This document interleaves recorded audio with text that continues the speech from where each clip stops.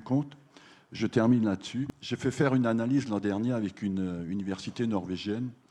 Le foot, en fait, si on simplifie le plus possible, c'est maîtriser le ballon,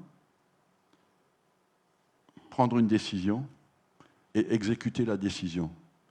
À chaque fois que je reçois la balle, il faut d'abord que je la maîtrise, après que je prenne une bonne décision, après que j'exécute bien la décision. Il faut savoir que tout ça va extrêmement vite, mais je me suis demandé, et si on analysait ce qui se passe avant la réception du ballon?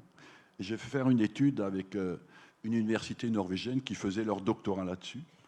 On a placé des caméras sur les toits et on a analysé leur capacité de scanner, c'est-à-dire que font les bons joueurs avant de recevoir la balle.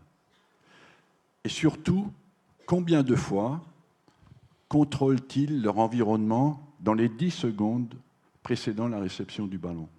On a eu des découvertes très intéressantes parce qu'on s'est rendu compte qu'en fait, les très bons joueurs scannaient entre 6 à 8 fois avant de recevoir la balle. C'est quand même déjà du très très haut niveau, la première ligue. Et que les joueurs moins bons scannaient 4 à 6 fois dans les 10 secondes qui précédaient la réception du ballon. Et c'est extrêmement complexe parce qu'il faut regarder les mouvements des yeux. On a dû mettre... Il y a 50% des étudiants qui ont abandonné au bout de 3 semaines, tellement c'était délicat. Mais enfin, pour moi, c'était un message extraordinaire pour l'éducation des jeunes. C'est-à-dire créer des exercices qui, en fait, obligent la prise d'informations avant d'être impliqué dans le jeu. Et c'est ça, certainement, une des routes pour l'avenir de l'éducation qui vont encore rendre le jeu meilleur.